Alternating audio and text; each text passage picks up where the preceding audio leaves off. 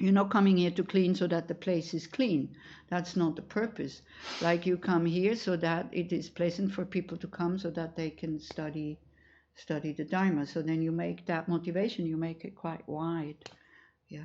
And then, of course, what they always say, this is not normal cleaning or sweeping. You think you're sweeping away your delusions. And that also, there's an amazing story that we had when I was in Dharamsala. A French architect, very famous architect, came totally depressed, useless, couldn't do anything anymore, suicidal. He got into a hotel, he was drawing the curtains, he was just sitting in the room, not wanting to come out. And then we said, what are we going to do with him? So then we brought him to the Nechung, which is the oracle of His Holiness, but he's also Kutenla, he's also a normal person when he's not, when this oracle doesn't enter him. And so we brought him there. He was the abbot of Nechung Monastery, and we said, we don't know what to do with him. And he said, well, I have a problem. I'm lacking volunteers, I'm lacking people, because when he's in trance, he's blessing seeds, wheat seeds that then supposedly protect your things, they cannot get stolen. It works quite often, actually. So we put it in your purse, and then so when he's in trance, so he said, I need somebody, because it's, of course, they're giving out a lot of these seeds because, many people come to get them because he's the oracle, he's the state oracle. So he said, I need somebody who when the seeds are coming, they're in bags, so I need somebody to take out the stones, and the seeds go there, wheat kernels. So this guy started doing this, and he said, every time you take out the stone, you think that you're throwing away one of your problems or one of your delusions. He went down there every day to do that for about 3 weeks, and that's it. He was cured.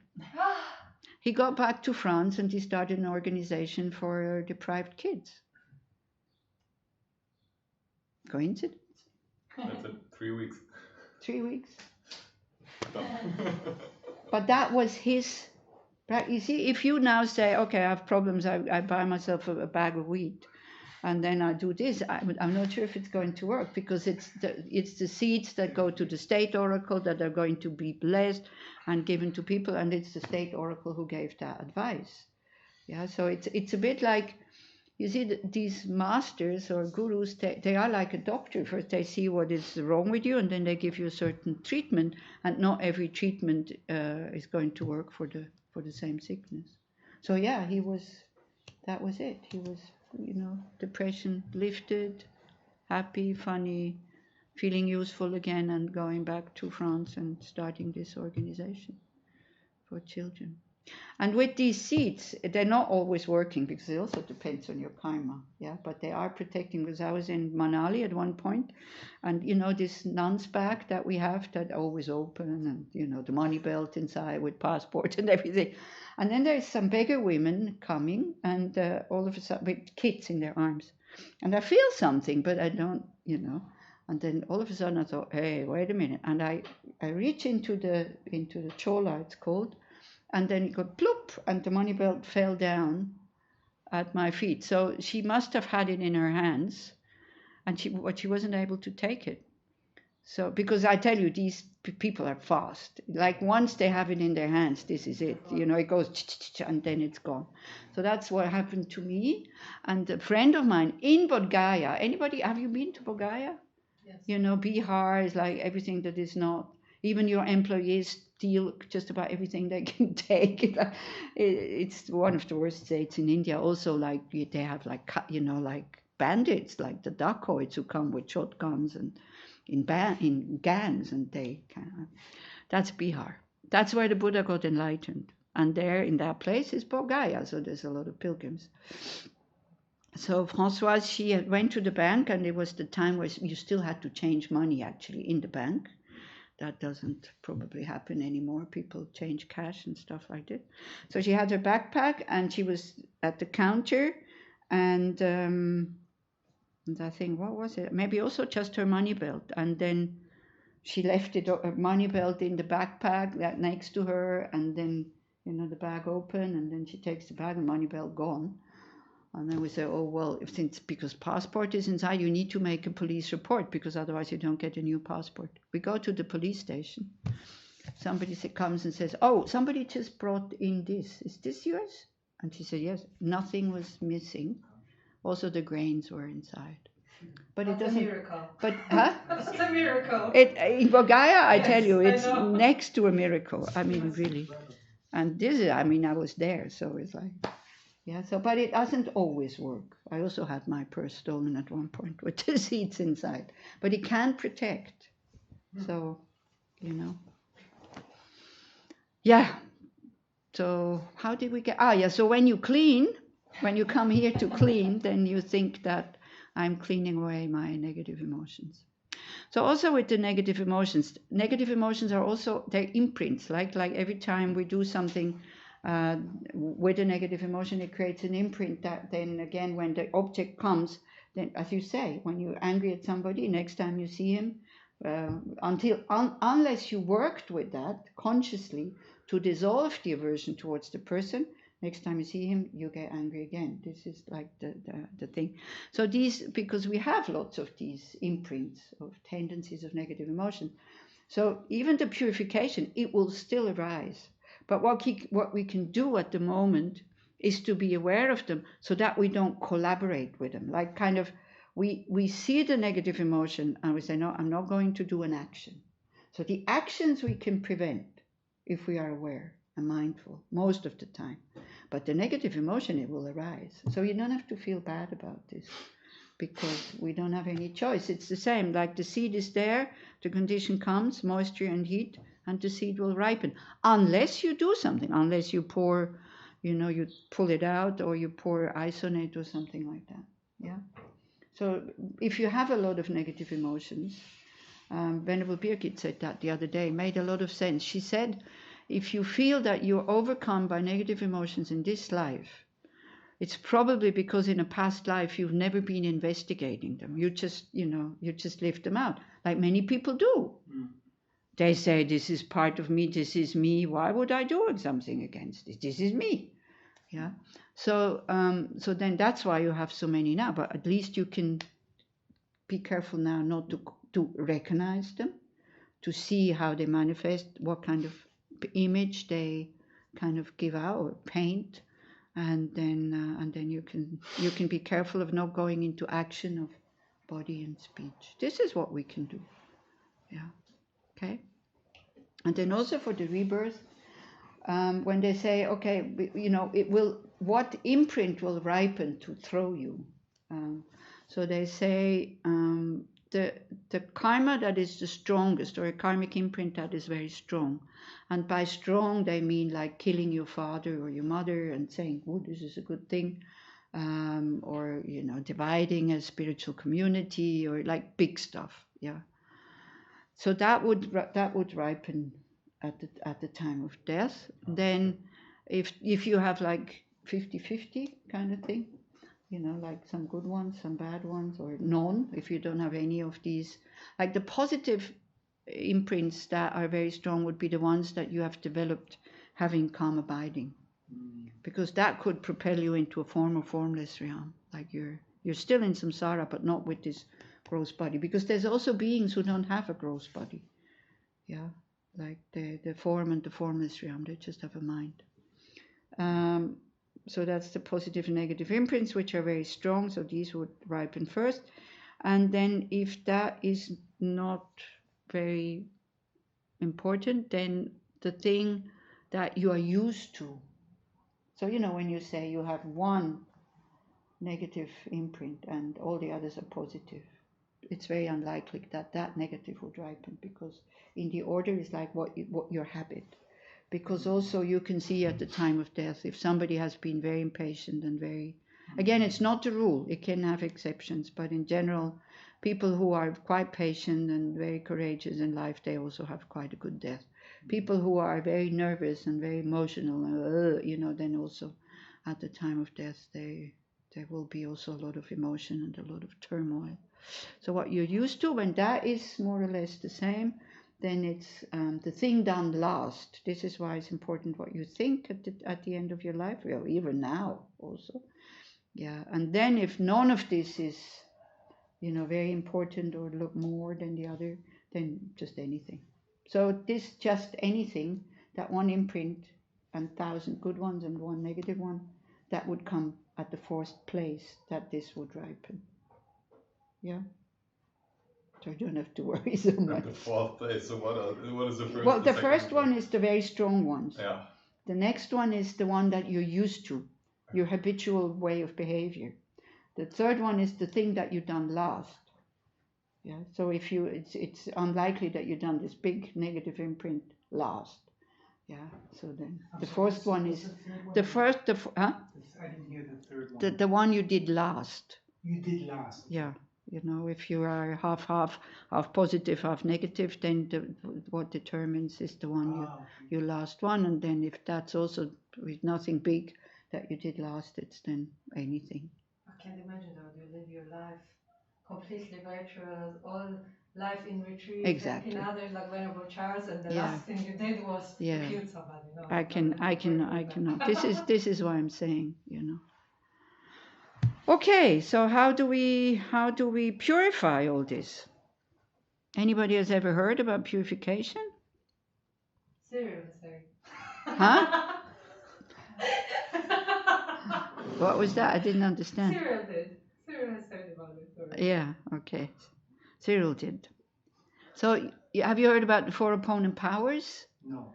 Yeah, okay. So that's what you need. You see, this is why I'm giving you so much information, because it really goes together. It's not just the action. It's not just the emotion.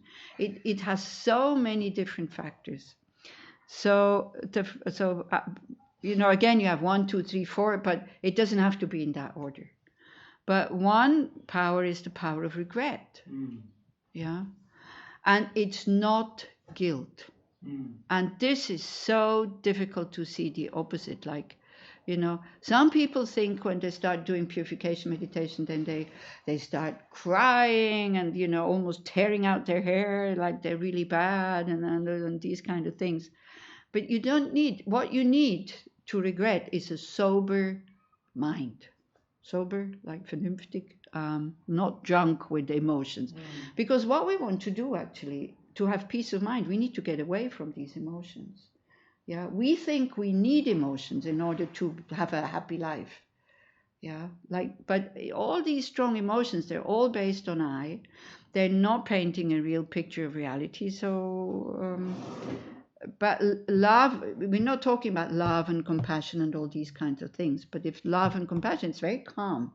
You know, love is just the wish to be happy when I see somebody. To be happy when I see Cyril is happy. That's love. It doesn't have to be me. He doesn't have to belong to me.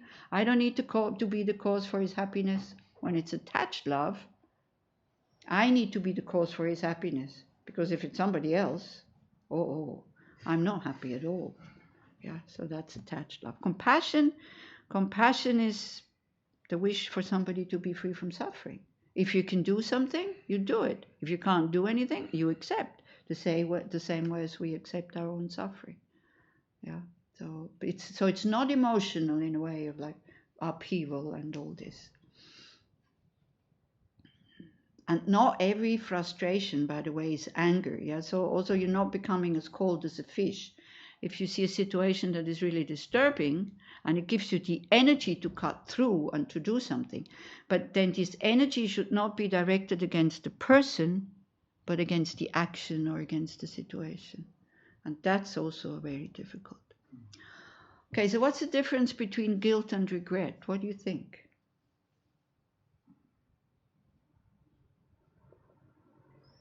Guilt, you're the victim. You're putting yourself in a victim situation. And whereas regret, there's no guilt involved. There's just looking at the situation and trying to not repeat it in the future. Okay. Anybody else has some idea on this? I feel like guilt somehow implies that. I think in guilt you don't look so much at the action. You define yourself by this action. So guilt to me is like, I've done it, so I'm a horrible person, I can never get better, kind of like this is a disaster, and you kind of carry it around as a burden and define yourself through it. Whereas regret, I feel personally, is more to acknowledge that we fucked up, Christian. Yeah, right. We'll have the next karma. From now on, the karma. It's not called negative karma anymore. It's called fucked up stuff. Yeah, I think whenever we say not fucked up, we all enjoy saying this. So yes, there's a bit of fresh air. Yeah, we see we fucked up. So yeah, and then we just see the consequences, and we don't want to do it again. And I think that's kind of a healthy emotion to have because it's intelligent. Yeah. Anybody else has some ideas? Difference between guilt and. I think guilt is when we identify ourselves with the delusions. Exactly. It's also very true. Yeah. You stand in the middle of the thing. You don't even think about what you've done to the other person. You don't think about the suffering of the other person. You only think, I'm such a bad person. And I've seen it at one point. Or you have anybody else has some? Beatrice, what do you think? The difference between guilt and regret? I just thought also like what they said that we are hurting ourselves. We're hurting ourselves thinking that we're really bad. Yeah, Jeff?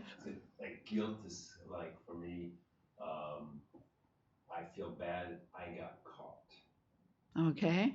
And regret is I feel bad that I made an ethical violation. Okay, yeah. But also knowing that you are under the influence of your own delusions. Probably no control, so. Yeah.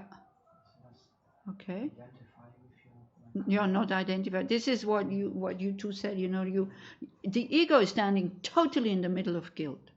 Like it's not about the action. It's not about I've hurt the other. It's I am bad person.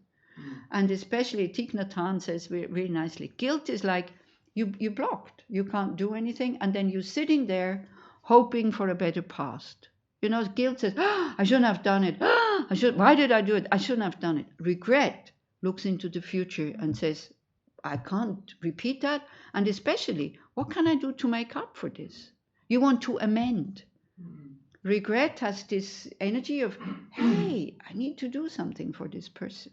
This Anthony de Mello, I don't know if you heard about him, but I also like the way he describes guilt. He says actually guilt is a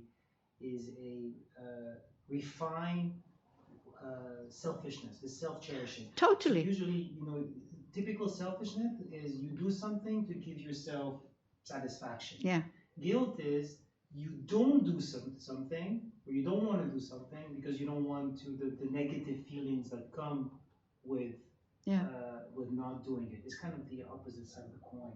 Yeah, but it's self-cherishing. It's a lot of big self there standing in the guilt. And what happens with the guilt also, like it turns the whole story around. Like, for example, I hurt you or I'm really unpleasant to you. And then first I say, I do a lot of things happening, blah, blah, blah. And then every time you come into the room, I can feel quite okay and chat with everybody. And Nina comes in, but because I have this guilty feeling, I feel bad.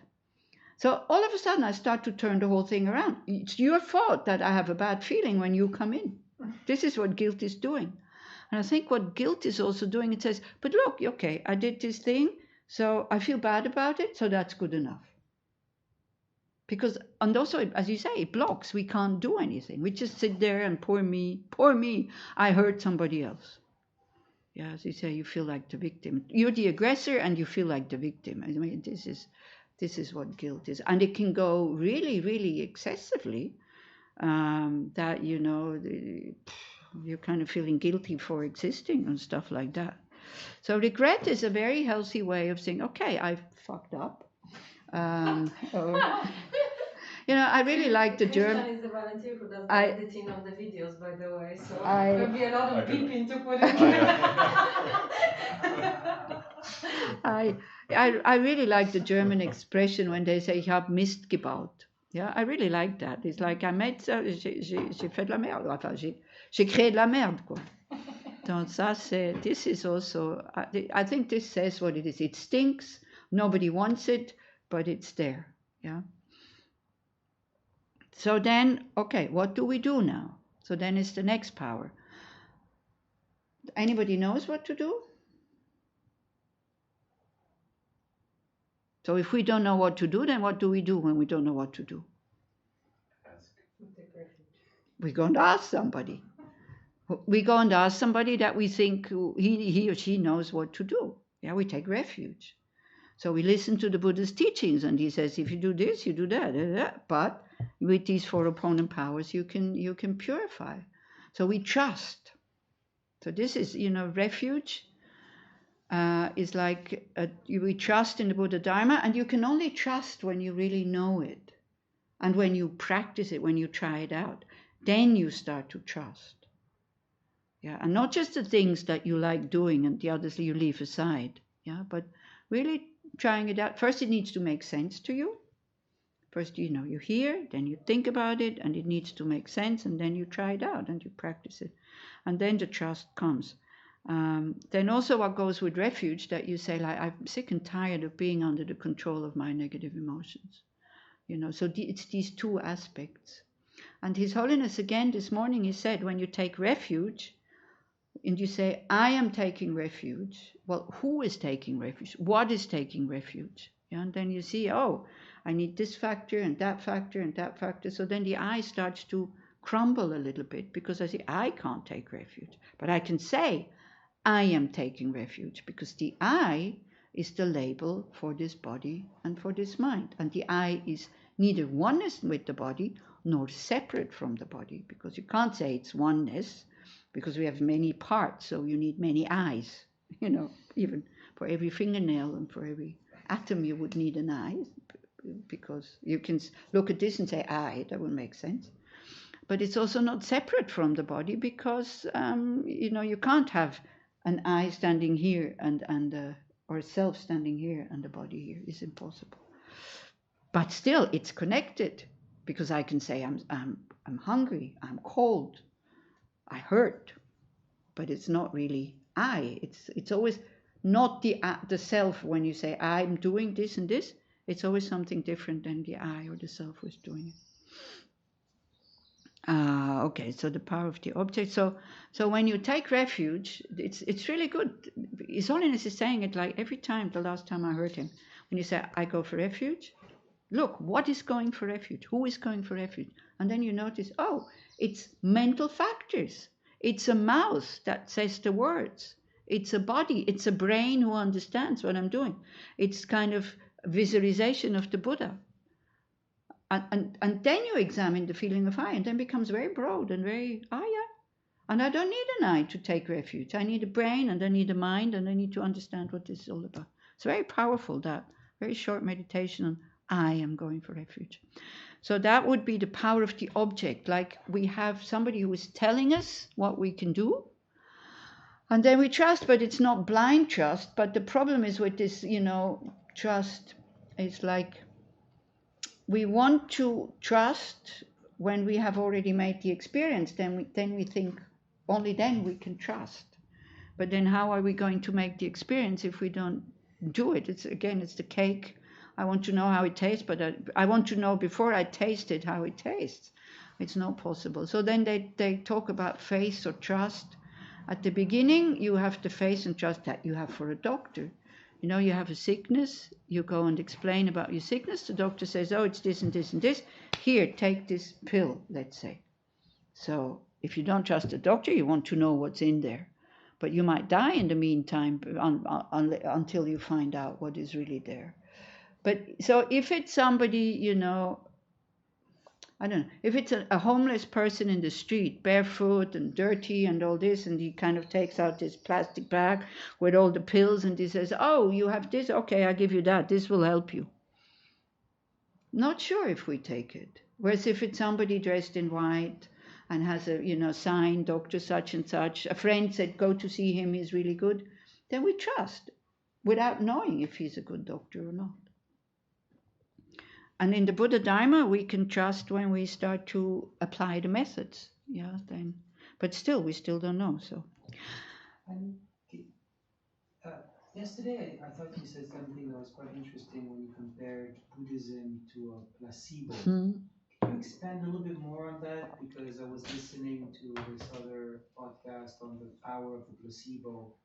And I want to be able to go back to it and listening to this podcast again on the power of placebo, but this time from with a Buddhist perspective. Yeah, I think because conventional reality is not true. Mm-hmm. There is no true suffering. There is no true happiness. Mm-hmm. There's no true this and no true that. So, but still, it works. It functions because we believe it's true. Mm. So then it's like a placebo when we don't know that it's a placebo, and it works. It has a function. But Buddhism goes further. Buddhism knows it's a placebo, and because it knows that it's a placebo and the placebo functions, this is why it works. This is then it works to really heal you.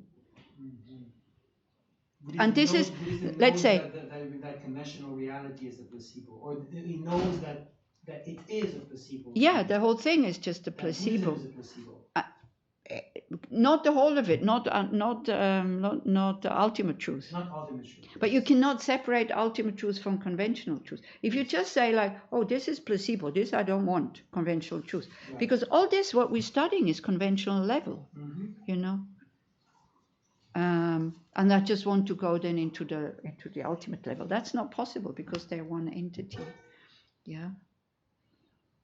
So you see, if you understand that this is, I'm sick, I have something, okay? Then you understand, but this is a placebo, but placebo works. You take the placebo, and then you understand if that placebo works, even though it's not real medicine, also, but it cures my sickness, also my sickness is not real. Do you understand what I mean? Mm-hmm. And then only then the sickness is cured. You see, we can only cure our suffering when we understand it's not truly existing from its own side. Mm-hmm. Only then. And for that, you need to go through the steps, and you need to swallow that placebo, meaning you need to do these practices, I think. Yeah, this is what they're for. Or as the Buddha says, my teaching is like a boat or like a raft, he says. It's to cross the river of samsara. But if you want to go to the other side, you have to abandon the boat. Meaning you have to abandon all views, the view of good and bad, the view of dualistic thinking. But in order to get there, first you use good and bad, like karma, because otherwise you fall into nihilism. And then you do just whatever comes into your mind. Does it make sense like this? Because when you know that the placebo is not real, but it cures your sickness, then how can your sickness be real? Correct. Yeah. Okay. And on top of it, power of the object, also power of the object, so the trust in the Buddha, so that we do it, so that we swallow it. If you don't trust that doctor, we're not going to swallow that pill. And also, you know, when we swallow pills or chemotherapy or things like that, it has side effects. So you need to know these side effects. Otherwise, you go once and then you never go again. Yeah. So if while you're doing purification and you feel worse, the Tibetans would say, fantastic, it works, because the dirt is coming out. You know, we go like, oh, it's not working, I feel worse. This is what many people do when they start meditating practice. Oh, it's not working, I'm worse than I was before. No, you're not worse. We just start to see what's going on. Yeah, so like this. So this is why you have to, we need to trust, and we need to know what can happen. Yeah, but then also the other power of the object is generating bodhicitta. Like, I'm not doing this for myself alone. I'm doing this because these negative imprints are obstacles on my path to enlightenment. So my potential that I have to be omniscient, to have the skillful means, to have universal compassion and wisdom, the potential that I have, as long as I have these obstacles, I cannot live it. And that's frustrating. You know, we're kind of, our mind is like the power from an atomic plant, and we're using it for a torch. The human mind has, I mean, not just the human mind has so much potential. And we see that sometimes in people who are autistic. But it's only one-sided, like it's only one part. How they can, you know, read a phone book and then they know it by heart. Or they can walk through the street and then make a drawing exactly of all the houses with all the details. But then they don't know how to put on their socks. Yeah. So it's frustrating for us not to be able to live that potential, I think. I think that is a good That is a good Triebkraft. Triebkraft. Motivation? Generator, maybe, yeah. Generator. Driver. A driver, yeah. Like, yeah. That's a good driver to get out of samsara. Maybe even more than, dukkha. Everything is in the nature of suffering. That's not good enough for us because we don't suffer enough to understand this thing. But when we understand how much potential we have, but we can't live it, I mean, it's so frustrating because it's covered with the wrong views and negative emotions. So we take bodhicitta in order to discover our own potential and then to be able to help others to discover theirs because everybody has it. Yeah. So that's the second power, the power of the object. First one is the power of regret. Regret is just in a very sober way saying, what?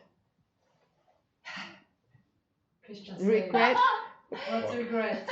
What is regret? In a very sober way, you saw that this action that you did, you did what? I fucked up. You fucked up. But it's good because it is what it is. I mean, it says what it is. Otherwise, it's too mellow. It's too kind of, yeah. So, yeah. And then we can be totally destroyed about it, or we can, in a sober way, say, okay, what do I do now? Yeah. So that's the first one. The next one is, what do? I don't know what to do. So I go and ask the Buddha. And so the Buddha says, then generate these 4 opponent powers, and because the next one is action. So we have to do an action that is counteracting the thing.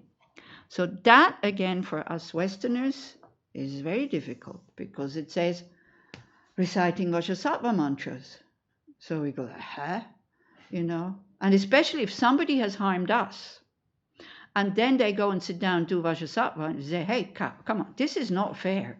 They harm me, and then they just sit down and they recite some mantras, and then they're not getting punished, and then everything is okay for them.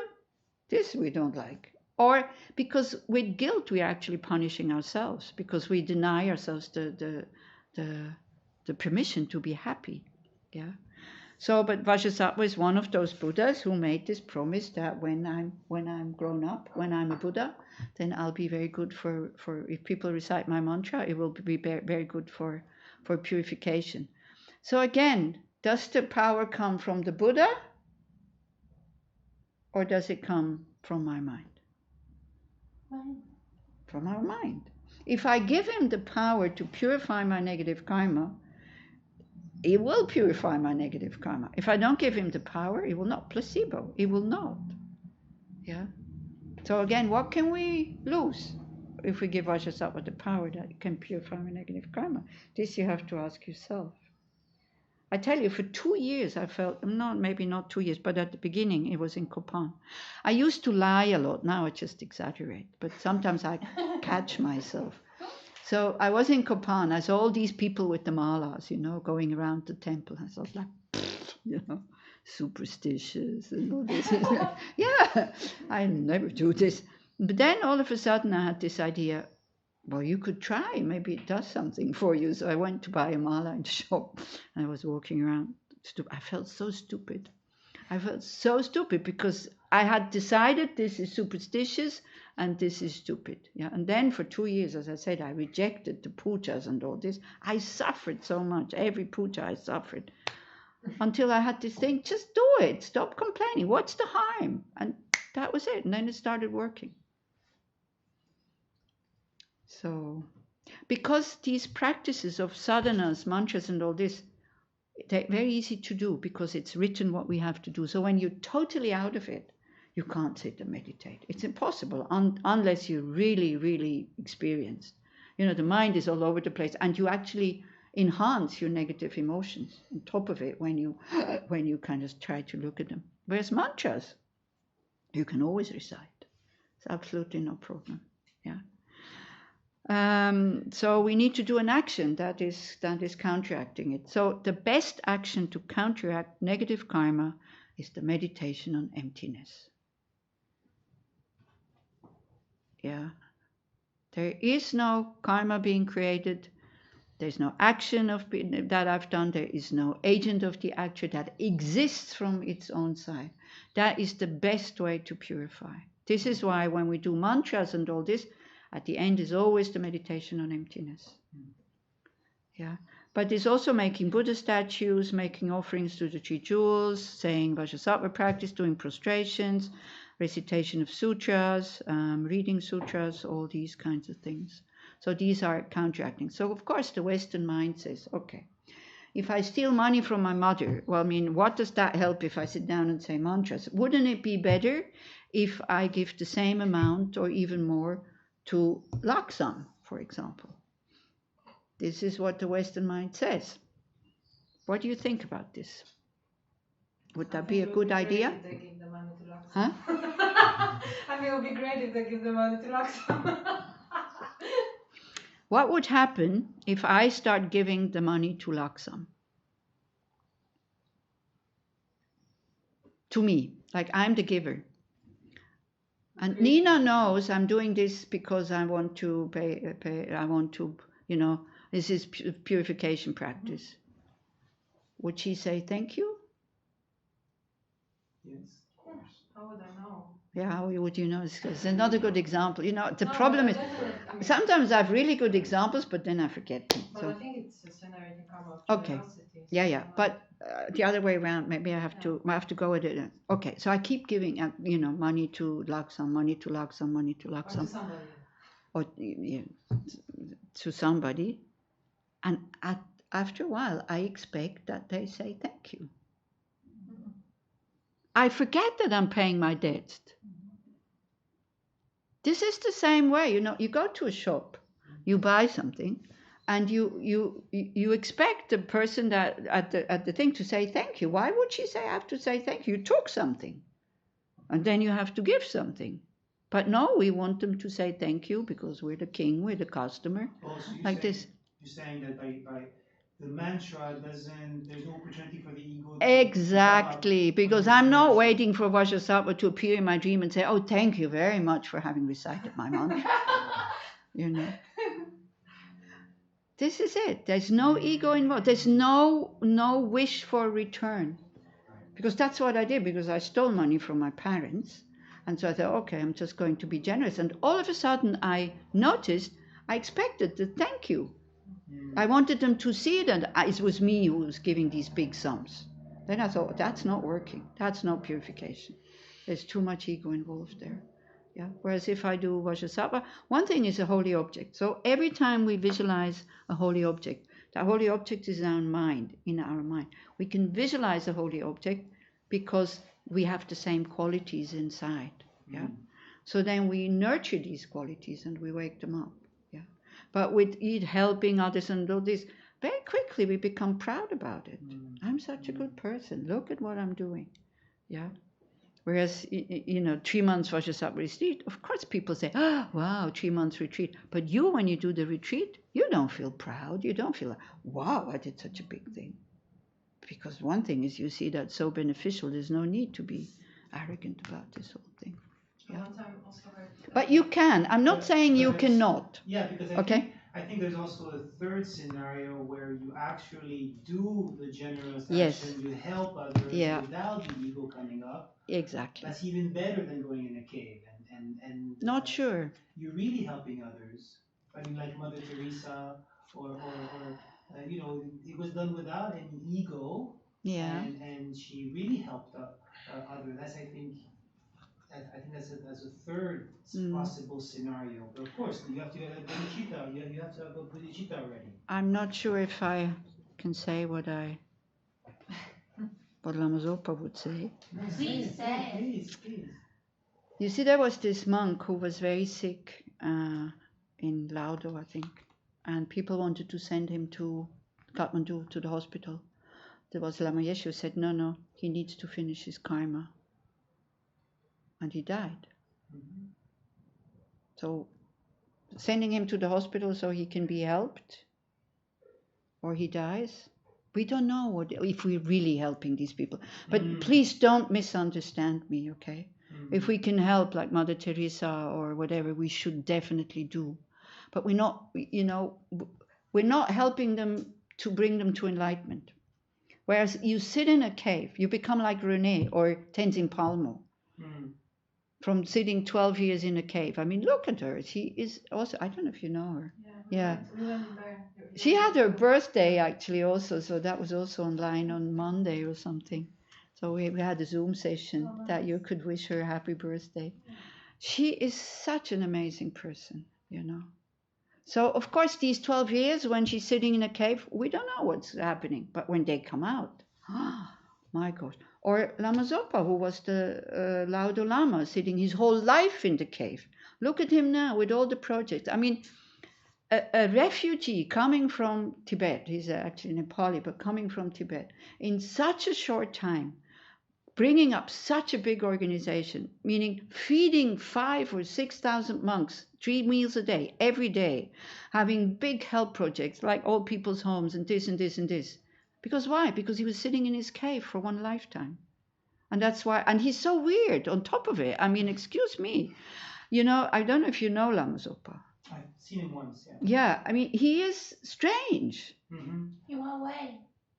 The way he talks, what he says, then he laughs when he talks about people's sufferings, and then he bursts out laughing, and he goes, wow, wow, wow, wow, wow, no. He's like, he is strange for somebody who is expecting somebody like the Dalai Lama, and then he looks at how Lama Zopa Rinpoche teaches, but he can touch so many people and deep that they give up their whole life and happily, not feeling that they have lost something or something like that.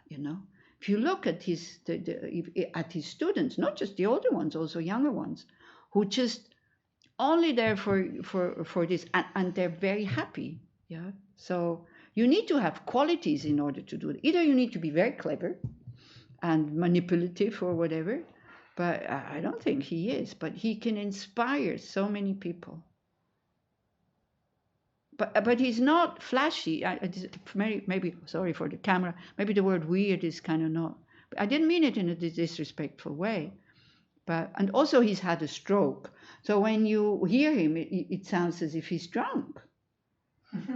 Yeah. So you think basically that you can benefit others more by sitting in a cave than by being like Mother Teresa? That's what you're saying? No, that's not what I'm saying. Because what did we discuss before lunch about retreats?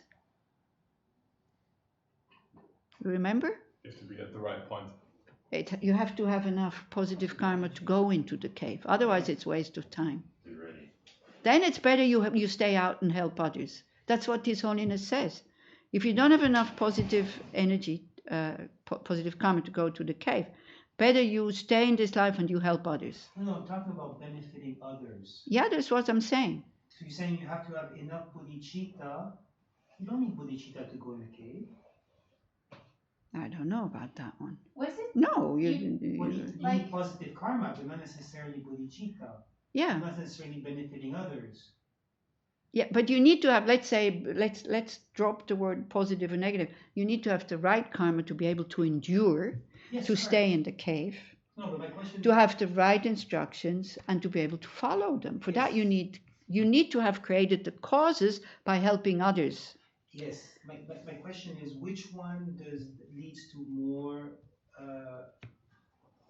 growing bodhicitta? Which one benefits more others? Going in a cave, or actually being out there and without an ego? Like, let's take Mother Teresa as an example.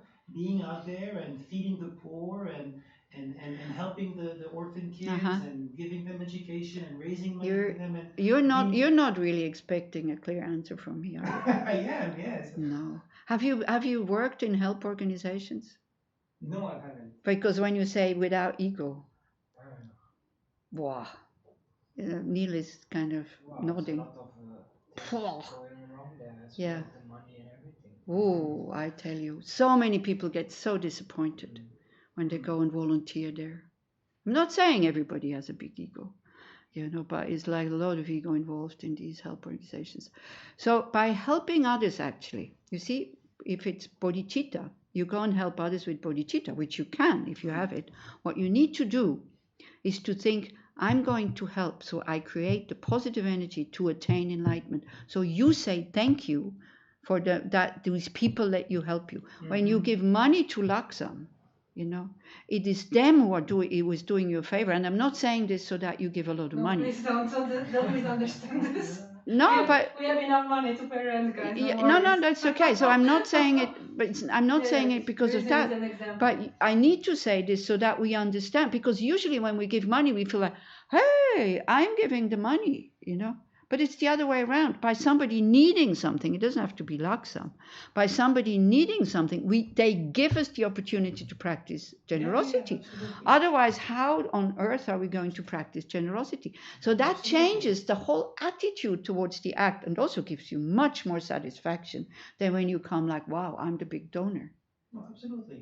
So I'm saying, if you do it that way. Yeah, if you can. If you can, assuming you can. Or going in a cave, which one helps more to grow bodhicitta? I don't know. Even as a bodhisattva, you are sometimes in the cave and sometimes out. So you practice both, because you need to practice the 6 perfections. Out of them, 3 of them you need other people. Ethical conduct, generosity, and patience. Yes, Carolina. No, I just said it depends also on our karma. Totally. We have so different. We can practice in a different way. Everybody, that's why. So whatever manifests in your life is like the perfect conditions for you to practice. So doesn't mean everybody has to go to the cave or everybody has to go and help others. You just use the conditions you have to practice. And you think, what can I do the best out of it? Or how can I benefit others with these circumstances I have? And this is just your karma, and everybody has different, so there's not like one rule for everybody. Yes. No, of course not. And this is where the guru comes in, because I'm not a guru, so I can't say. So if you want to go cave or help, usually they tell you exactly the opposite. Like Chogyam Trungpa, he had all these hippies and all this, so he told them to wear suits and ties. So that they're not kind of following their likes.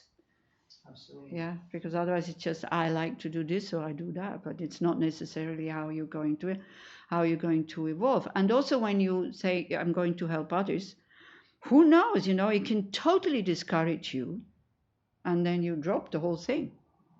You say, it's not helping, and they're just exploiting me, and nobody's doing what I'm asking. We don't know. So this is why I'm saying you're not expecting a clear answer, are you? I don't know.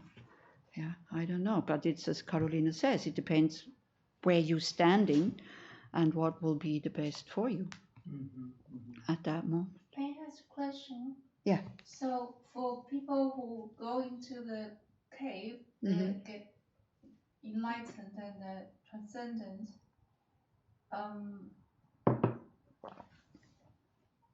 like some come back to this world and then, like you mentioned earlier, they can easily manifest, help others, but is it also like, for some others, it doesn't matter because there's some life beyond this life, so because you always think about the meaning of this life, we're still on this planet, we're not anywhere else yet. Because in China, in the ancient time, we have a lot of figures, actually, they just completely retreat. Like even today in China, I know people like that. Yeah, also in the Tibetan tradition. Like they don't come out they're really very enlightened. They live somewhere extremely far away. They disconnect from. Yeah.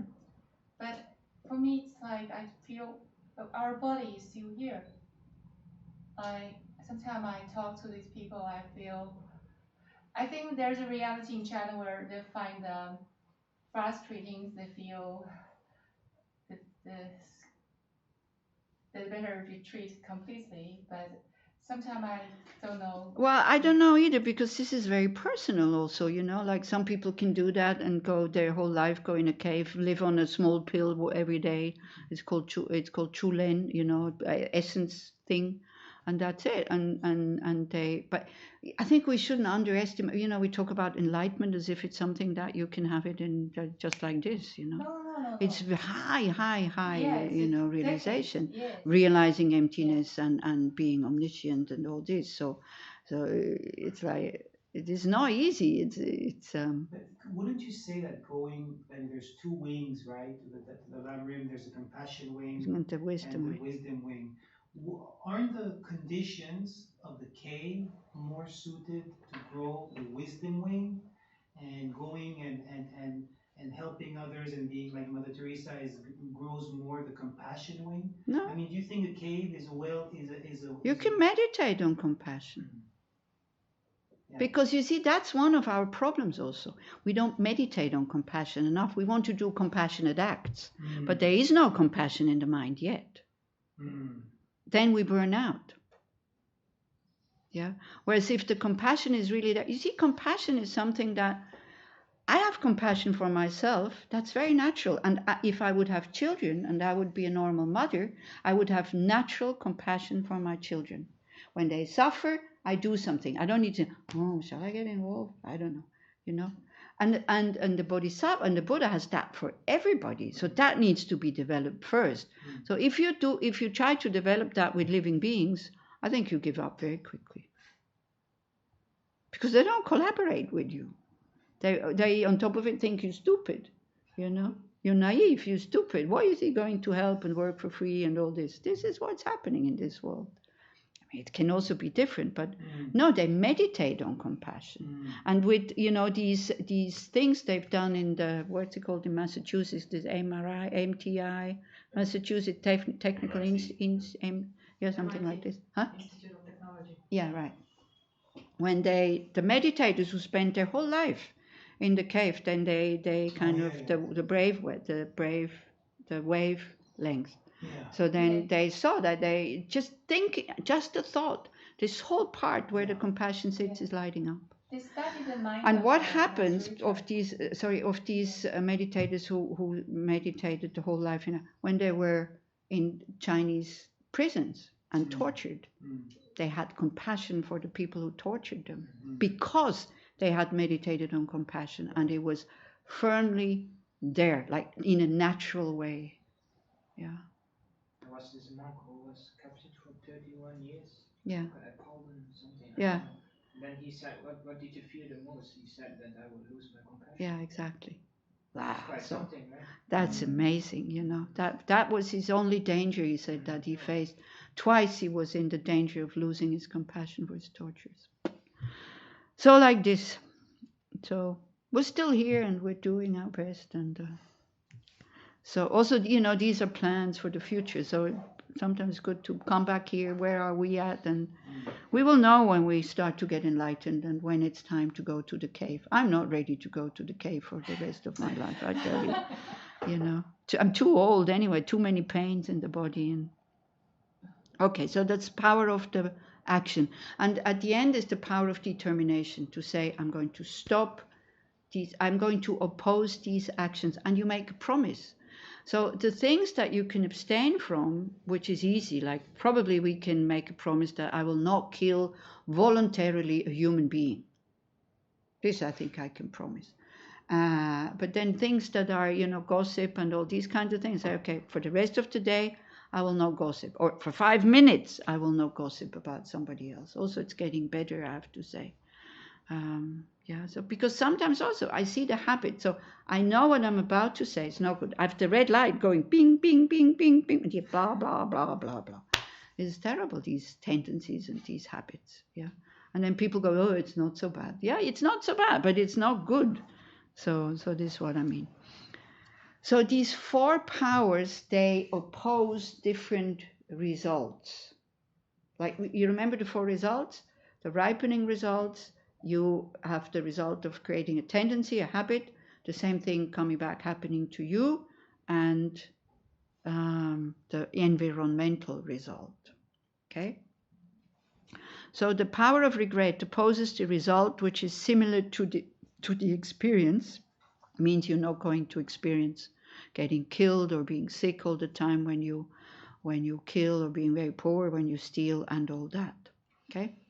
The power of the object is kind of opposes a negative environmental result, because you would be born in a place where you meet the Buddha Dharma again. Because don't forget, these things are not to have a happy life. these teachings, they are to attain enlightenment. Yeah, so a good environmental result for in these terms is where you meet the Buddha Dharma, and where it's easy to practice and you're not getting thrown into prison and stuff like that. Okay, then the power of the action, it kind of reverses the ripening result, like the being thrown into low rebirth, and the power of determination, that is clear, opposes the power of the tendency and the habit. So when you apply these 4 opponent powers, it is said that you can purify these negative imprints, especially if at the end you think about I who did the action itself, and the karma doesn't exist from its own side. Okay, so shall we try? Yeah. So actually, you have the practice in your prayer book, and also Talia sent it to you. So if you want to do it at home, because it's very nice the way the 4 opponent powers are being integrated. I think I found it was something 90 something. 93. Thank you.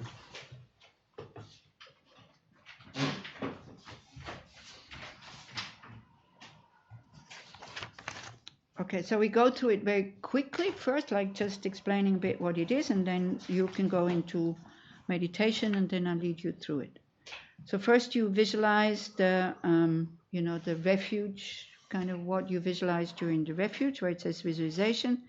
Then here it's called the power of dependence. So this is what is the power of the object. Sometimes it's called power of reliance. Yeah? Because we do negative karma with our gurus and with the Buddhas, when we don't respect them. So we take refuge, we trust them, and most of our negative karma has been done with other people. So the best way actually to make up our negative actions is when we generate bodhicitta and we say, I want to become a being that the only intention that I have is to be of benefit. That's the best way of benefiting others, because we're not harming them anymore.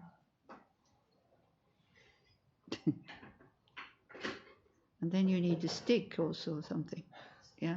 Otherwise it slips.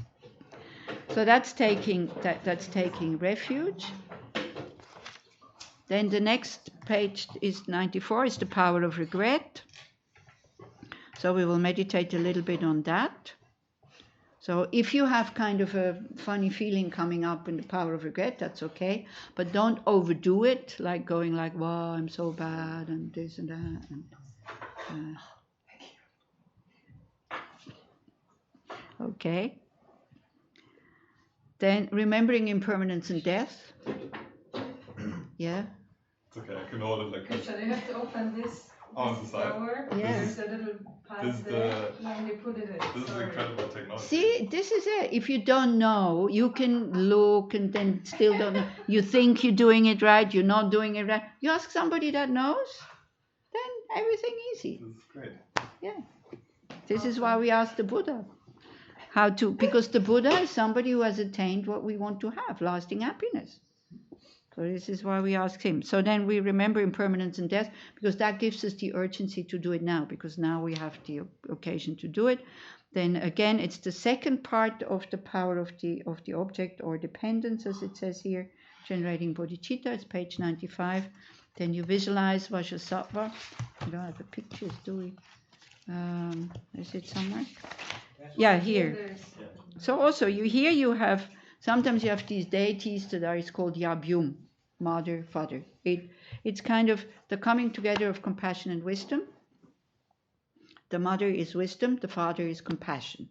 So when I usually start like this, female is wisdom, then all the women are very happy. When I say the male is compassion, they go like, what? It's two principles that we have in us anyway. So it's like, and just because we think we lack one, we go and look for it outside. Yeah. So a Buddha has like both yin and yang in harmony together. So that's why they're in union. Sometimes you have this. Did you all find it's 92, page 92? Sometimes you have a Vajrasattva, just one, like just the father, it says. But when you have with the consort, then you say you're also purifying the tantric vows, because highest yoga tantra. Then people say, but I didn't take any tantric vows. Well, my dears, what about all your past lives? Mm-hmm. You see, we feel like, oh, but I didn't break any vows because I didn't take them. Mm. I never heard the guru because I don't have one. Mm. But what about your previous life? So we totally forget. We think, oh, I'm okay. I'm a decent person. I don't do big negative karma. And then we're told, no problem. Mm-hmm. So this is why, this is Lama Yeshe. He says, let them do the big thing. So then, big purification. That's why, even they don't understand what yin and what Yabum is, or they don't have tantric vows, we give them this. So there's some, Lama Zopa is very strict on this, like you're not allowed to do this and that and that. Other Lamas, totally relaxed. Like Gachin Rinpoche, for example, I don't know if you know him. Oh, he's like also a meditator and like, phew, he's hugging everybody and it's like, and he says, people ask me if they should take this initiation. Of course, everybody can take this initiation because everybody has Buddha nature. So there's different approaches to this whole thing. And the good thing is, it's not this thing is right and this is wrong. It's just different. That's what I love about Buddhism, You don't have to fight, these are right and these are wrong. It's just different. Okay, then, so you visualize this father and mother. That was page 95. Then we do the mantra. So we do it maybe 3 times each, like 3 times for the body, 3 times for the speech, 3 times for the mind, and then 3 times for the very subtle imprints. We do it together. It's a bit difficult because if you don't know the mantra, you can't visualize. If you have to read, it's impossible to visualize. So I don't know. Maybe because I think the visualization is really important. So maybe I'll just chant it, and you chant it once with me, of these, 4 times, 3 times. And then the next 2 times I continue chanting it, unless you know it by heart, and you can chant it with me. But then you visualize. What do you visualize? It says what you have to visualize. Okay. I will say it. I'm not going to read it all now, but you will be in meditation and you try to visualize. Then it says the meaning of the mantra. This we can read together because I won't say it. Page 96. You, Vajrasattva, have generated the holy mind, bodhicitta, according to your pledge, the samaya. Your holy mind is enriched with the simultaneous holy actions of releasing transmigratory beings from samsara. Whatever happens in my life, happiness or suffering, good or bad, with a pleased holy mind, never give up, please guide me. Please stabilize all happiness, including the happiness of the upper realms, actualizing all actions and sublime and common realizations, and please make the glory of the 5 wisdoms abide in my heart. So that's what the mantra means. Sometimes when the mantra is very short, it just says the qualities of that Buddha. And so then shorter is better, the mantra? Yeah, Om Vajrasattva Hum. You can also go like this. But it's good to hear the long one because you learn it at one point anyway. And then once the mantra recitation is finished, you generate faith, having been purified. So you think, I don't feel anything, but now I'm purified. Difficult, I know. It's very difficult to do that, but it's possible. When we visualize the Buddhas, we think, I don't feel anything, I don't see anything, but it's okay, they're here. Like a bit like radio waves. Yeah, they're always here, but if our radio is not on, we don't feel anything. So faith, trust, devotion, that's putting the radio on. Yeah.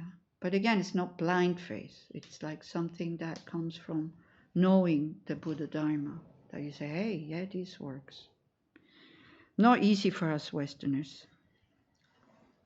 And then the power of restraint or the power of determination. It's page 97. We make actually a promise. And we all know that promises are very powerful. So I don't know if you've ever been together with suicidal people. And, you need to sleep sometimes also. So you make them promise that they're not going to kill themselves this next few hours. And usually it keeps. Yeah. Also promise, like if you're addicted to something, then you promise to somebody not to do it. It's very, very powerful. Then when you just decide, I'm not going to do it. Like taking precepts in the morning, because you take a precept not to eat after lunch. If you just decide in the morning, I'm not going to eat after lunch, you're hungry in the afternoon, you start eating. But if you take the, there's a ceremony of kneeling down, taking the vows, then you're able to keep it. And then you're happy, because determination is a very, very positive state of mind that makes us be able to accomplish things. The more you're determined, the more power you have to accomplish. Otherwise, if it's just, oh no, fed up. And then the dedication, and basically that's it. Okay, so do you want to go toilet first and maybe get up and stretch your legs a little bit? We will do maybe 20 minutes, half an hour at the most.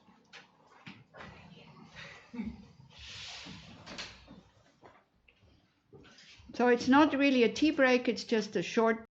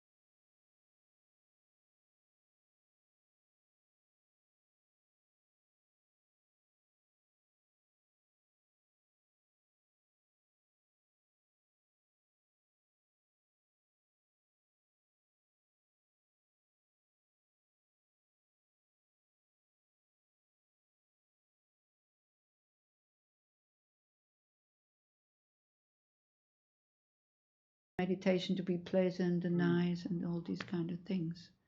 Yeah.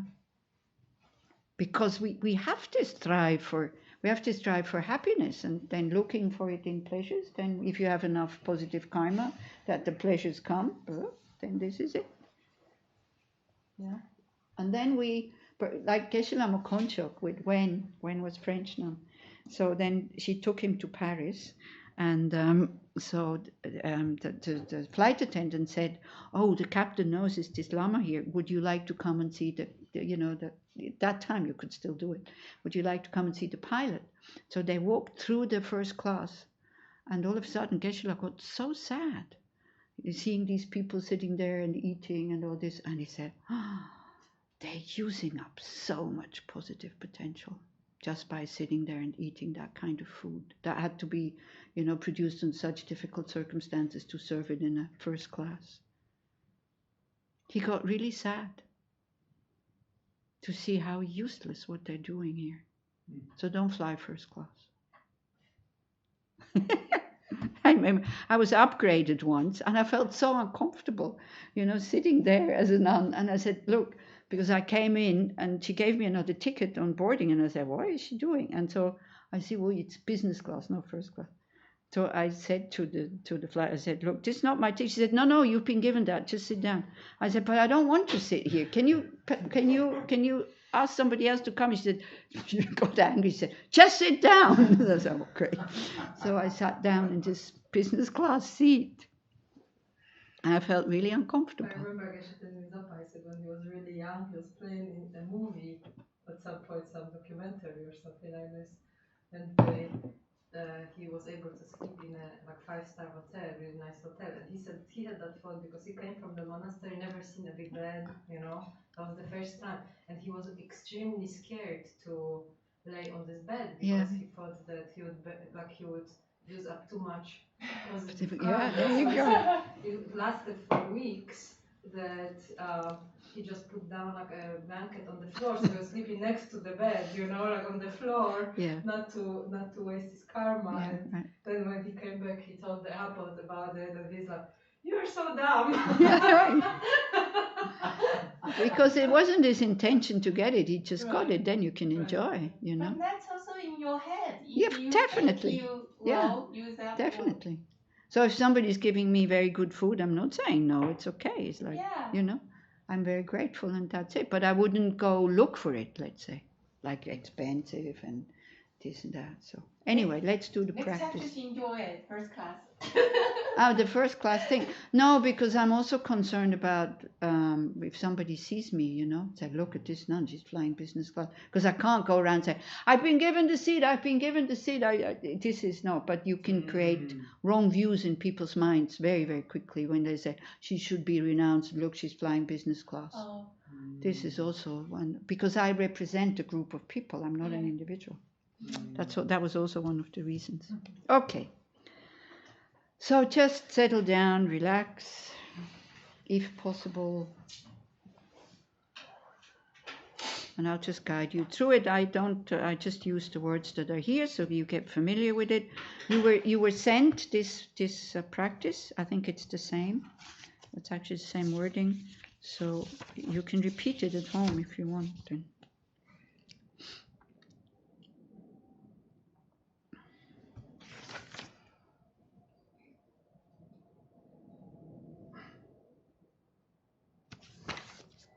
So you start by visualizing. On your right side is your father. On your left side is your mother. These two people who gave us this body. Without them, we couldn't practice.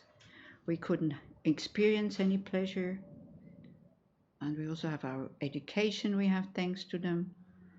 And those people who are really very much engaged in making us happy and making us being free from suffering. Sometimes not very skillful, but definitely the intention for us, not for 1 second, they want us to suffer. So it's good to feel a lot of gratitude towards these parents. Because whenever you have a pleasant moment, it's because we have a body.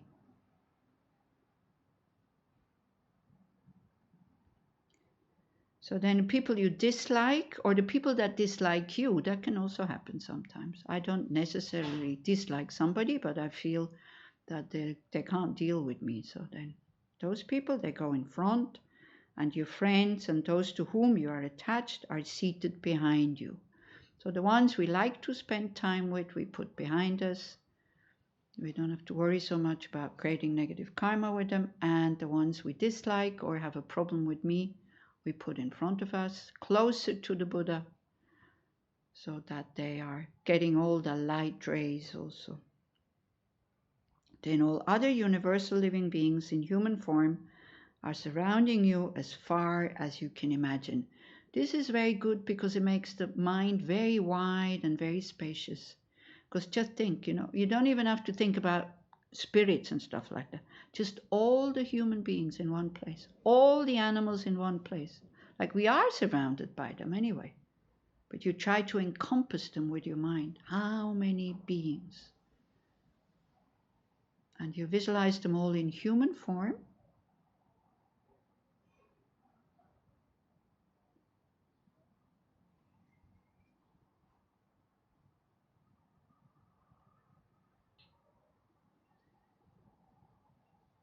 And you already now open up your heart a bit and you think, I'm doing this for all these beings so that they're all happy and don't suffer.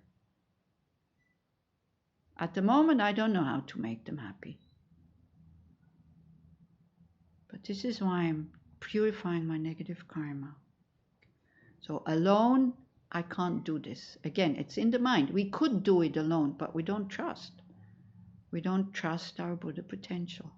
So we need the Buddha. We need to visualize something. Like something transcendent. So you visualize Buddha Shakyamuni in the space in front. Or Vajrasattva in that case, I think. Or it was Vajrasattva in this comes later. Anyway, whomever you realized, who you visualized there. Maybe first for taking refuge to Shakyamuni Buddha, because you're familiar with that. But you think that if you do have a guru, then you think, my guru that I see in human form is actually Shakyamuni Buddha. I have the karma to see him in human form. I don't have the karma to see him in his transcendental form. So Shakyamuni Buddha and the Guru are the same. He looks like an ordinary being, but he has the omniscience, the skillful means, the love, compassion, and the wisdom of a Buddha.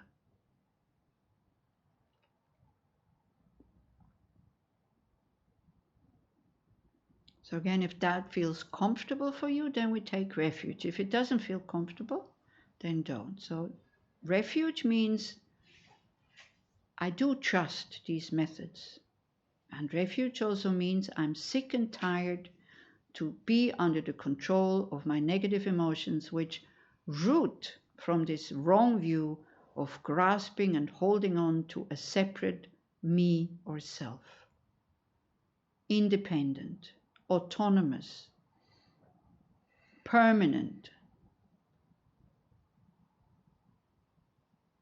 And every time a negative emotion is there, that is what lies at its root. This feeling of I, separate from others, comes up.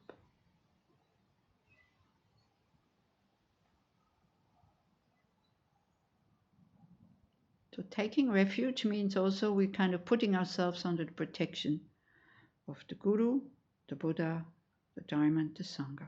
So if you feel comfortable by saying these words, if you know what it actually means, then you do. Otherwise, you just listen. And you think, where is my refuge? Where does my mind turn to when I have a problem that I can't figure out alone?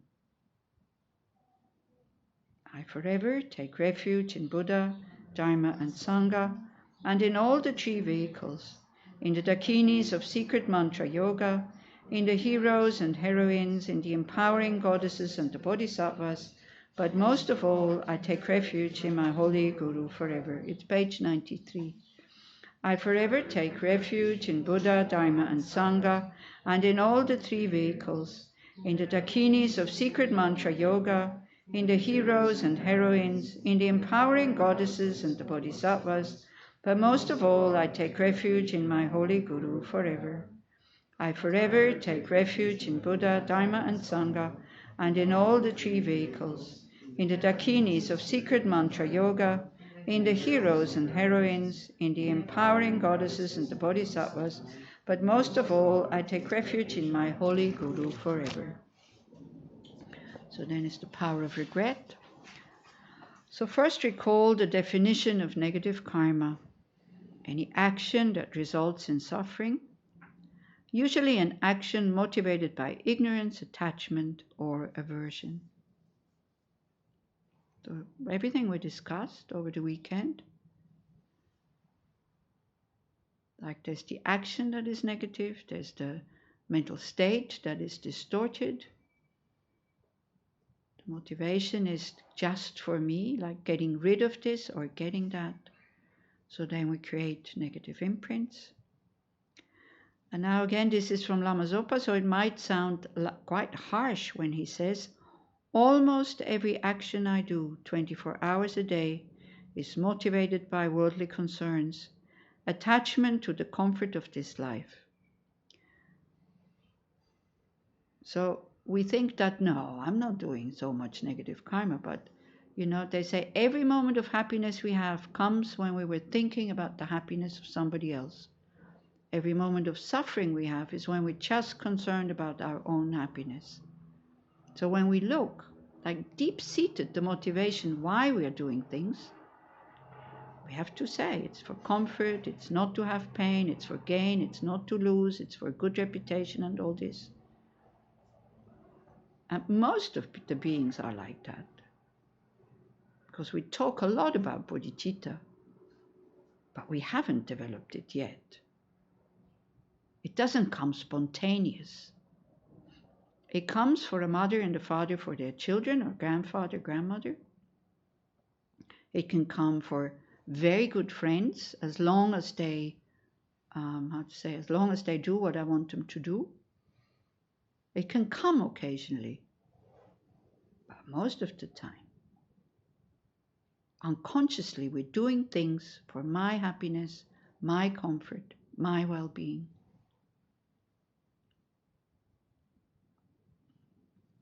It is like this from birth to death in this life, and has been like that from beginningless rebirth. Nearly every action I have ever created has been non-virtuous, the cause of suffering. Not only that, but continuously I have also been breaking my pratimoksha, bodhisattva and tantric vows. So if you haven't taken them in this life, then you might have taken them in past life. If you have them in this life, especially the bodhisattva and the tantric vows, we can see that we're breaking them. But it doesn't mean we shouldn't take them. It means we have to purify. Because it's by taking these vows that then, with awareness, we will be able to hold them. Worst of all, I have created the heaviest of negative karmas in relation to my virtuous friends, getting angry at them, generating wrong views, having non-devotional thoughts towards them, harming their holy body and disobeying their advice. So again, it's a tricky thing, this guru devotion here.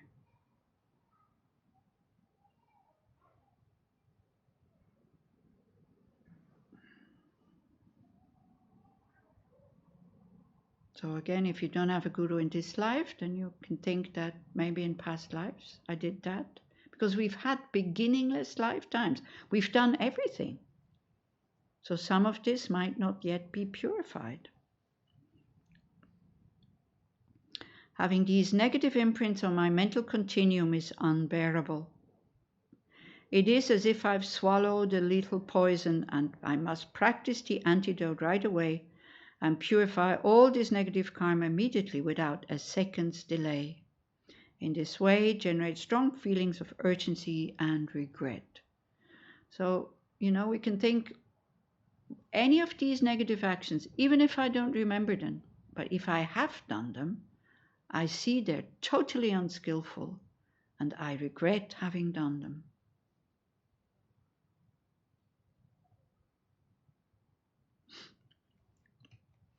Many people my age or younger have died. It is a miracle that I'm still alive and have this incredible opportunity to purify my negative karma. Death is certain, but its time is most uncertain. If I were to die right now, I would definitely be born in the lower states. Because I could not practice Dharma there, I would remain in the lower realms for countless eons. Therefore, how unbelievably fortunate I am to be able to purify my negative karma right now, without even a second's delay, by practicing the Vajrasattva meditation recitation. So sometimes when you hear Lama Zopa teach, you can feel this urgency. You know, he really wants to shake us up by saying, come on guys, if not now, when then? If you're not doing anything now, when are you going to do it? And we lack this urgency, unfortunately. So this is why sometimes he's so intense.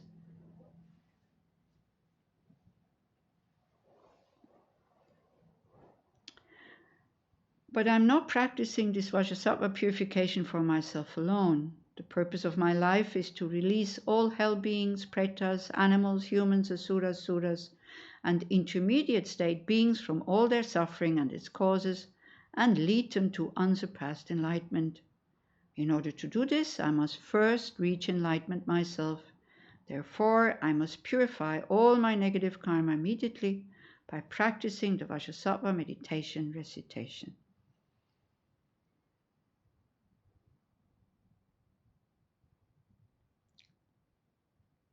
So we can feel also this kind of, how to say, it's a very human thing. Wouldn't it be wonderful if I had the skills and the wisdom to really benefit others, that leads them to lasting happiness, not just temporary happiness?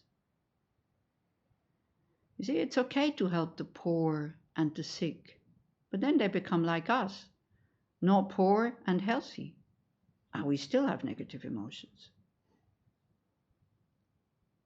But we have this idea, by giving them enough so that they can survive like easily, that then things are okay. They're not, because look at us.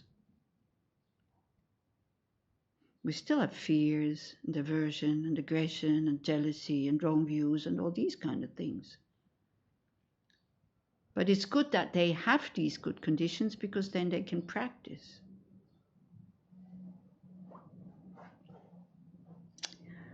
Okay, so we need the help of Vajrasattva. Until now we have created the power of regret. Then the power of the object, we generated refuge, and then bodhicitta. And so now is the power of the action, which is visualizing Vajrasattva above the crown of my head.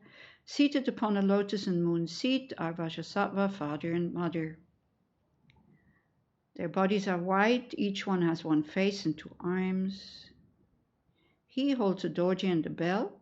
Dorje symbolizing compassion or the method path. The bell is symbolizing wisdom. She has a curved knife and a skull cup. They are embracing each other, so it's the symbol for completed yin and yang in perfect harmony, or compassion and wisdom in perfect harmony. The father is adorned with 6 mudras, the mother with 5, so those are the ornaments that they're having, like crown, earrings, anklets, belt, and these kind of things. He sits in the Vajra posture, she in the lotus. So Vajra posture is like he has his legs like crossed like this, and she has her legs around his waist, crossed at his back. The feet tucked over like this.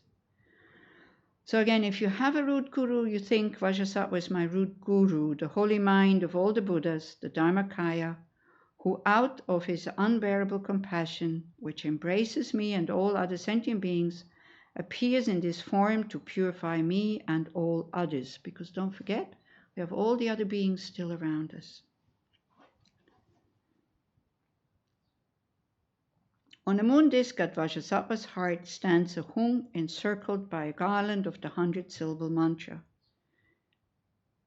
Because his body is like a body of light, so you can see it, it's transparent. A powerful stream of white nectar flows from the hung and mantra garland, and I am cleansed of all sickness, spirit harm, negative karma, and obscuration. So first you purify the negativities of the body, which is killing, stealing, sexual misconduct. You visualize the nectar is coming into your crown, and as it comes, it kind of fills your body and pushes out all the negativities through the lower doors. And they come out into like dirty water, smoke, or I don't know, tumors, pus, blood, these kind of things. Let the mind a little bit free to see how would these negativities of body, how would it look, and see how they leave the body, sink into the earth, never to be seen again. And as we recite the mantra, then this nectar is flowing, purifying the body. Our body also loses its solidity, slowly, and then also becomes transparent. But it keeps its form. Om Vasha Sattva Samaya Manopalaya Vasha Sattva Deno Patishta Tidyo Me Bhava Suttokayo Me Bhava Sopokayo Me Bhava Anurakto Me Bhava Sarvasini Me Prayacha Sarva Karma Sucha Me Chitanshiyam Kuruhung Ha Ha Ha Ha Ho Bhagavan Sarvatata Gata Vashama Me Muncha Vashabhava Mahasamaya Sa Aum Pe Om Vasha Sattva Samaya Manupalaya Vasha Sattva Deno Patishta Tidyo Me Bhava Suttokayo Me Bhava Supokayo Me Bhava Anurakto Me Bhava Sarvasini Me Prayacha Sarva Karma Sucha Me Chitanshiyam Kuruhung Ha Ha Ha Ho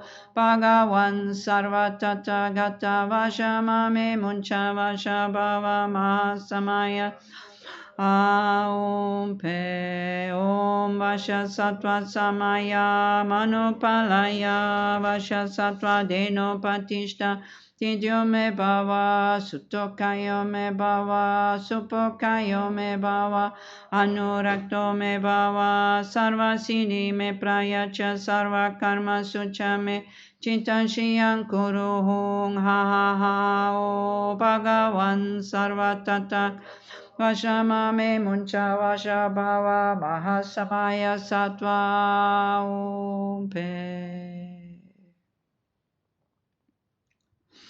So then it's the purification of the negativities of the speech, which is lying, slander or divisive talk, harmful words or harsh words, hurtful words, and meaningless talk.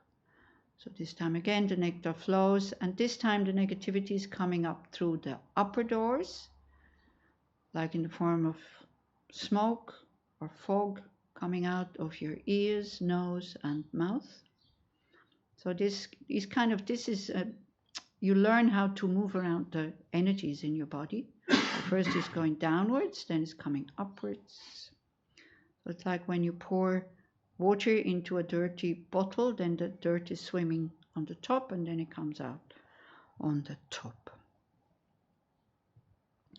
Om Vasha Sattva Samaya Manupalaya Vasha Sattva Deno Patishta Tidyo Me Bhava Suttokayo Me Bhava Supokayo Me Bhava Anurakto Me Bhava Sarvasiddhi Me Prayacha Sarva Karma Sucha Me Chitanshiyam Kuruhung Ha Ha Ha Ho Bhagavan Sarvatata Vashama Me Muncha Vashabhava Mahasamaya Sattva Om Pe Om Vasha Sattva Samaya Manupalaya Vasha Sattva Deno Patishta Tidyo Me Bhava Sutokayo Me Bhava Supokayo Me Bhava Anurakto Me Bhava Sarva Siddhi Me Prayacha Sarva Karma Sucha Me Chitta Shiyam Kuru Hung Ha Ha Ho Bhagavan Sarva Tathagata Vasha Mame Muncha Vasha Bhava Maha Samaya Sa Aum Pe Om Vasha Sattva Samaya Manupalaya Vasha Sattva Deno Patishta Tityo Me Bhava Sutokayo Me Bhava Supokayo Me Bhava Anurakto Me Bhava Sarva Siddhi Me Prayacha Sarva Karma Sucha Me Chitta Shiyam Kuru Ha Ha Ha Ho Bhagavan Sarva Tathak Vashamame Muncha Vasha Bhava Ma Samaya Sattva Umpe.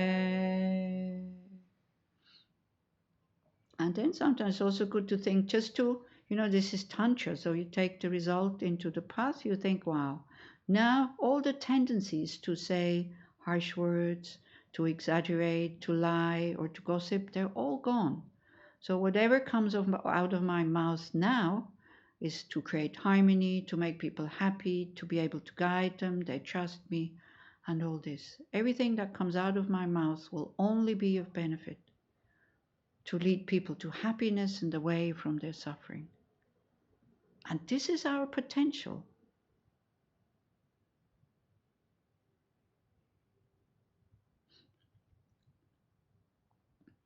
Then it's the purification of the mind, so the nectar keeps flowing. And then when it comes, it sinks down, central channel to your heart chakra. When it comes down there, then all the negativities just disappear because they don't really exist from their own side. So it's like when you switch on the light in a dark room, like the darkness doesn't go anywhere. And because all these things are just projections, they become real when we start to believe that they are real. But they function, so don't go because they're just a projection, kind of, that then they don't function. Because things are empty, that's why they function. And when it's based on wrong views, they function as suffering. When it's based on right views, then it functions as bliss. Om Vasha Sattva Samaya Manupalaya Vasha Sattva Deno Patishta Tidyo Me Bhava Sutokayo Me Bhava Supokayo Me Bhava Anurakto Me Bhava Sarva Siddhi Me Prayacha Sarva Karma Sucha Me Chitta Shiyam Kuru Hung Ha Ha Ho Bhagavan Sarva Tathagata Vasha Mame Muncha Vasha Bhava Mahasamaya Sat Aum Pe Om Vasha Sattva Samaya Manupalaya Vasha Sattva Dedo Patishta Tityo Me Bhava Sutokayo Me Bhava Supokayo Me Bhava Anurakto Me Bhava Sarva Siddhi Me Prayacha Sarva Karma Sucha Me Chitta Shiyam Kuru Hung Ha Ha Ho Bhagavan Sarva Tathak Vasha Mame Muncha Vasha Bhava Maha Samaya Sattva Umpe Om Vasha Sattva Samaya Manupalaya Vasha Sattva Deno Patishta Tityo Me Bhava Sutokayo Me Bhava Supokayo Me Bhava Anurakto Me Bhava Sarva Siddhi Me Prayacha Sarva Karma Sucha Me Chitta Shiyam Kuru Hung Ha Ha Ho Bhagavan Sarva Vasha Mame Muncha Vasha Bhava Mahasamaya Sattva Umpe. Then again we can think all the tendencies of having negative thoughts, negative emotions, all of it is totally vanished, totally gone. Plus the hallucination that this self or this I is real.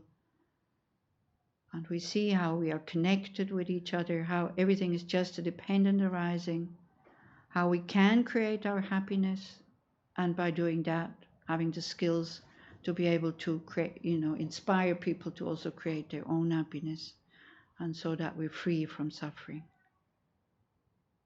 And this is our potential. So Dharmakaya, the Buddha's mind.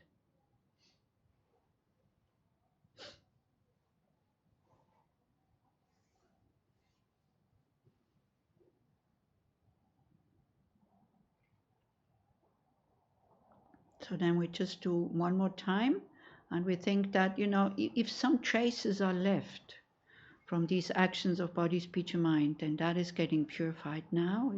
Sometimes they say, like if you have garlic in a jar, you take out the garlic, but the smell is still there, like the residues. We are purifying now with this last recitation. Om Vasha Sattva Samaya Manupalaya Vasha Sattva Deno Patishta Tidyo Me Bhava Sutokayo Me Bhava Supokayo Me Bhava Anurakto Me Bhava Sarva Siddhi Me Prayacha Sarva Karma Sucha Me Chitta Shiyam Kuruhung Ha Ha Ha Ho Bhagavan Sarva Tata Gata Vasha Mame Muncha Vasha Bhava Mahasamaya Sat Aum Pe. So then we hear, like Vajrasattva in our crown, he says, child of the race or the lineage, your negativities, obscurations, and broken and damaged pledges have been completely purified. So what can we lose by believing that? Because the power of regret, the power of trusting these methods, the power of the mantra, which comes from Vajrasattva's side, is so powerful. So that in one go, we can purify countless negative imprints. Because they're just a dependent arising. If they would exist from their own side, we couldn't purify them. So now it's the last power, the power of determination. So before Guru Vajrasattva, you say, I vow never again to commit these negative actions from which I can easily abstain, and not to commit for a day, an hour, or at last few seconds those negative actions from which I find it difficult to abstain. So you, from your own side, you can make this determination, this promise. Like, for example, you can say, this evening I will not follow my attachment and do da-da-da-da-da, whatever. When you see that it's done out of attachment, and then there will be some pain to abstain from doing it. But if we keep following attachment and desire, our thirst becomes bigger and bigger and bigger, and the need becomes stronger and stronger and stronger. There is no satisfaction in following desires. We cannot satisfy our desires. It's impossible. So by abstaining, by not following, we weakened the imprints that make us have attachment. And we think, like Lama Zopa Rinpoche said, you let go of desire, the freedom comes. And freedom is something that we cherish most. If you had a choice between having all the things you want and being free from wanting things, I mean, come on, what would you choose?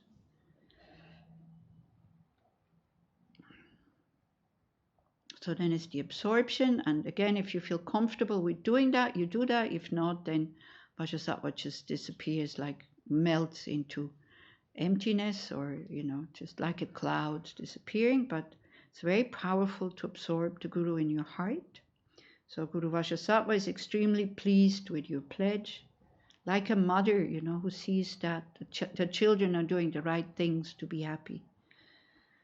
Then Vajrasattva, Father and Mother, melt into light and dissolve into you. Your holy speech and mind, your holy body, speech and mind become inseparably one with Guru Vajrasattva's holy body, speech and mind. So this is Tantra, taking the result into the path. We see ourselves, we think like, wow, now purified body, purified speech, purified mind.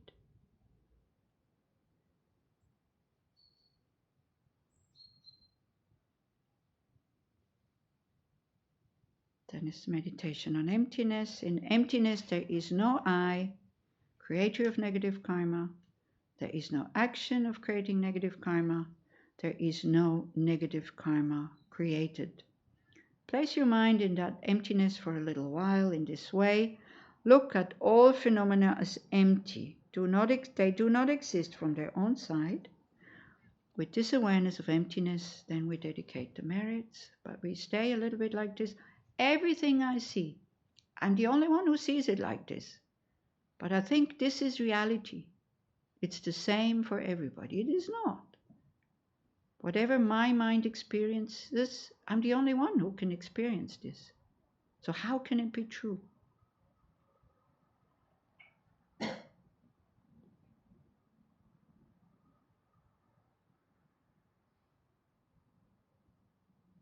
And you know, meditating on emptiness, it's such a relief that we don't have to believe all this crap that our deluded mind is saying.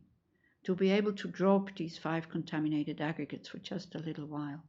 To go into that empty space filled with light, spacious, open, no limits, filled with love, compassion, and wisdom. This is our potential. That is our nature.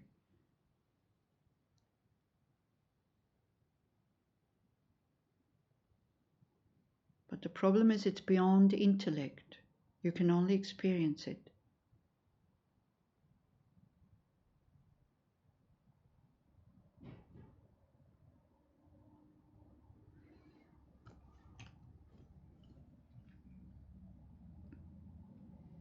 Okay, then we do the dedication. This we can do together. It's page 97. Due to all these merits of the 3 times collected by all the Buddhas, Bodhisattvas, myself, and all other sentient beings, which appear to be real from their own side, but which are merely empty, may I, who appears to be real but is empty, achieve Guru Vajasattva's enlightenment, which appears to be real but is empty, and lead all sentient beings who appear to be real but are totally empty to that enlightenment, which appears to be real but is empty, by myself alone, who appears to be real but is also totally empty, not existent from its own side. May the precious bodhicitta, the source of all happiness and success for myself, other sentient beings, be generated within my own mind and in the minds of all sentient beings without even a second's delay. May that which has been generated be increased. May I and all other sentient beings have Lama Tsongkhapa as our direct Guru in all our lifetimes, never be separated from even a second. That is greatly praised by the conqueror Buddhas and actualize the complete path, the 3 principal paths and the 2 stages of highest Yoga Tantra, the root of which is Guru devotion, within minds as quickly as possible. Just as the brave Manjushri and Samantabhadra realized things as they are, all these virtues in the best way, that I may follow after them. Whatever dedication the 3-time victorious ones gone to bliss have admired as best in the same way, I also perfectly dedicate all these roots of virtue so that I might perform good works.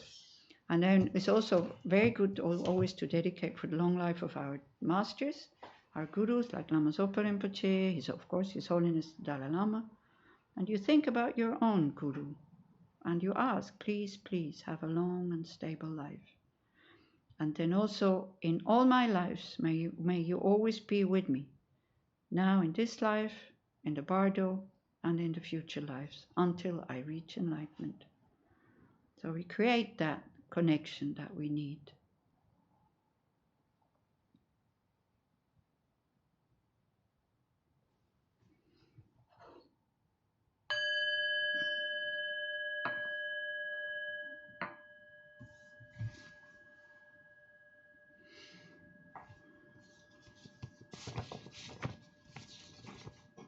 Okay, everybody clean? What do you mean? I think yes. You think yes? Yeah, that's good. Convinced? Are you convinced that you are clean? Yeah. Good. Good. But the thing is, you know, they said we like elephants that go bathing and then we come out and But as we continue to do this, the dust and the dirt gets thinner and thinner and thinner. So, and of course, you know, we did it, like half an hour, so it's just to show you how to do it, basically, and then it's good to do this every evening. Yes, my dear. Thank you. I know that we somehow managed to create some masses of very positive karma to I'm have sure you here. we did. No, you did. And we are very, very grateful for risking your life to come here in the times of global pandemic, get on the train and As Lama Zopa Rinpoche says, if you have the karma to get it, you will get it even you stay at home. So. And it's also such a busy weekend for you, waking up at 4:30, still looking very awake. Amazing. And you're now going back to do the puja. Thanks so much. You're very welcome. Karma is such an important topic, and I don't know how many times I've heard it, and I always learned so much, I have to say, so helpful. And I'm sure everybody here was able to benefit so much. So great. Thanks so much. So you gave me the opportunity to create also positive karma. So it's all we have something sweet for the road. Oh, I'll offer it to His Holiness tomorrow for the road. I don't eat today anymore, but for tomorrow. It will be for His Holiness for his birthday on the altar. Thank you very much. Thank you very much for for keeping this center alive and thriving and happy and all this. Yeah. But it's still it's very nice. It's very pleasant to come here. It's very nice. You know. For everybody. Yeah, I think so, because it's not so, that we think all the Dharma centers are, how do you say, Eierkuchen? How does it say, Freude, Eierkuchen, something? Yeah, something like that. Say again? Friede, Freude, Eierkuchen. It's not like this, because sometimes I know, they will ask me difficult questions because this person we don't like, they don't do that. Not everybody. It's rare, but when it's there, it's heavy. Like when there's no harmony in the center. Oof. So that's something we got this advice at the very beginning, and I have to say that we've been following it religiously, like a lot of times, or always when we dedicated from the beginning for the last 5 years. The one thing that we dedicate in the Medicine Buddha, in the Tara practice, also ourselves, is so that we have harmony in the center. So there's nothing else that we ask for more, I think, than harmony, and somehow, also we always made this pact. We never talk behind each other's back. If somebody's not in the room, we don't talk about it, this kind of thing. So we don't really care with each other. Yeah. And so far, but we are praying. And there you can see, when the intention is there, it's very clear, this not to be done, and this not to be done, this not to be done, and it works. The intention is there, then you have a result. You have a good result, because I think, honestly, there is nothing more not inspiring than Dharma students who fight with each other. Right. No, so we so far managed to all be friends, which is a good thing. Although we don't know where they come from. Good times and bad times. Although we don't know where they come from, because at one point I was criticized and I said, look at them, they've been nuns since 17 years. And then they said, well, you should have seen them 17 years ago. So that's also true, So that's also true. And sometimes, the guru, and maybe not such small groups, but then the bigger groups where you really need people who work there, and then also that's their living. And sometimes the gurus, like, why are they putting these people together? But you see, the point of having a Dharma center actually is not so much so that the center is running well and this and that. It's because you work with so that you work with your mind. And if you have somebody that is really difficult to get along with, then that really makes you work with your mind. I remember at one point I was visiting my parents in Switzerland, and they had to close Tushita because there was danger of war with the Pakistanis and the Indians. So Rinpoche said, everybody close, everybody going to Kopan. And then they put a new director. And when I saw it, I jumped like that high. I was in a friend's house and I yelled, it was many years ago. And the first thought was, I'm not going back. I'm not going back. I can't deal with this one. I'm not going back. That was the first thought. The next thought, hey, come on, Rinpoche is putting her, so you go back. And it was very good for my practice to go back. How did you handle it? I handled it quite well because very consciously I knew what would happen because I was prepared what would happen because I knew her from another place. So from my side, emotionally was okay. And it was that occasion when I did ask Marcel, I said, look, I don't know what to do. Shall I say something or shall I not say something?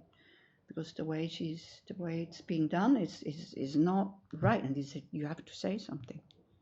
So, yeah, I handled it quite well, I think, because I saw it as a practice. I saw it as a practice to go there and not to get angry at her.